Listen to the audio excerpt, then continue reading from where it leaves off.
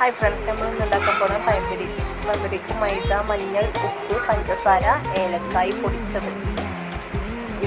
ഇതിലേക്ക് നമ്മളൊരു മുട്ടയും പൊട്ടിച്ചിട്ടിട്ടും അപ്പോൾ നല്ല സോഫ്റ്റ് വരും. അപ്പം ഇളക്കി എല്ലാം സെറ്റായപ്പോൾ പഞ്ചസാരൻ്റെ കുറച്ച് കുറവുണ്ട്. അപ്പം പിന്നെയും പഞ്ചസാര നമ്മളിട്ടു, വീണ്ടും പഞ്ചസാര ഇട്ടിട്ടോ.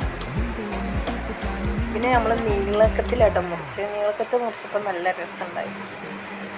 ചെറുതിനായിട്ട് നല്ലത് രസം നീളത്തിലാണ്. പിന്നെ കുറച്ച് പാത്രങ്ങളുണ്ടായി, അതൊക്കെ കഴുകി സെറ്റാക്കി പിന്നെ പൊരിക്കാൻ എണ്ണ വെച്ചിട്ടു. ഇരുമ്പ് ചട്ടിയിലാണ് രസം വെച്ച് പറഞ്ഞുകൊണ്ട് പൊരിച്ചതായിരുന്നു, പക്ഷെ അത് കൊണ്ടില്ല. അപ്പോൾ നമ്മൾ പിന്നെ പാത്രം മാറ്റി ഒരു ട്രിപ്പ് പൊട്ടിച്ചതിന് ശേഷം, ഒരു വട്ടം പൊരിച്ചതിന് ശേഷം പിന്നെ നമ്മൾ ചട്ടി മാറ്റി നോൺ സ്റ്റിക്കിലേക്കാക്കി.